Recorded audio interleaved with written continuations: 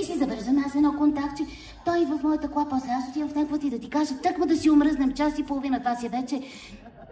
То си е брак, бе. Това, съвременните връзки са някъде 30 минути, това час и половина. И направо си преживявам тук една връзка и айде като се отпуши тапата и ху-ху! И в този момент се отпушва тапата и аз викам танче, ю-ху! Отиваме на море. Айде! Пак сме в колата. След 10 минути пак спираме. Познайте къде сме. На бензиностанцията. Защо? Защото на всички жени от задръстването им се пикае. Пред мъжката тоалетна пустиня.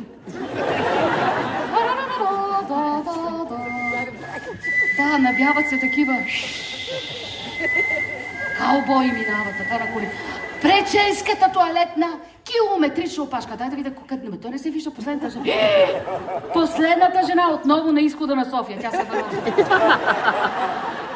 Най-лошото е, че вече са нови разпоредбите в бензиностанцията. Вече не мога да влезеш да си пикаеш ти така на общо основание. Не! Трябва да седиш на опашка, да закупиш питие или нещо храна, да гъцаш, да ръгаш, да локаш, след което с касовия бон да ти се отворят вратите на рай. И ние влизаме, ма ние сме толкова жени на опашката. Ма ние не искаме да ядем и да пием, не искаме да пикаем. Касиерката обаче вика, не, ще ядете, ще пикаете и хоро ще играете. И ние наистина хоро играеме, докато чакаме на опашката. Знаете ли как се казва това хоро? Това е хорото на Пикай Чубо. От област Циститово. И подвикванията не са никога. Пределно на Пикочи. Има женички, които обичат фолклор, те пазара Майкъл Джексън. И така петите вече назад. Те не издържат, жилата се опъва.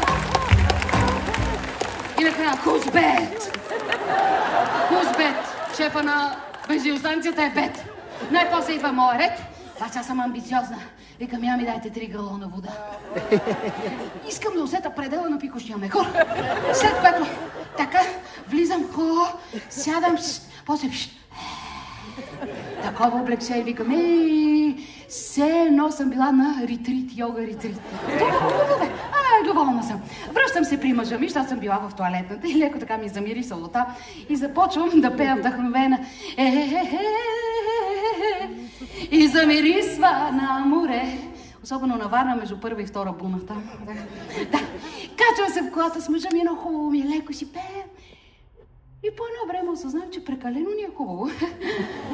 И никой не ни е питал цели 2 минути кога ще стегнем. Забравили сме децата на бензиностанция. Върти. Връщаме се на бензиностанция. Чакай, види, къде са децата? Къде са децата, Господи, може някой ги отвляка? Не. Па никой не ги отвляка. Никой не ги отвляка. Не, по-добре. Браво, момче, сте толкова не послушаш, че никой не вижда. Браво. Децата са започнали собствен бизнес.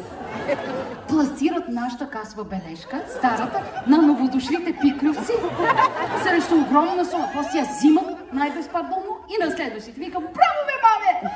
Тия нашите деца ще почиват на френската ривиера до година. Това. Маме, ще ни вземете ли с тати на френската ривиера? Не! Браво, мама, нашите са. Исках да видя дали са наши. Това беше. Не могат да ни понасят нашите. Айде, мамо, влизай в колата. Че хубаво. И така. Айде, няма 5, 6, 8, 12, 36 часа и вече ще сме на морето. А докато стигнем, да вземем да си пустим нещо така, някоя хубава песничка по радио.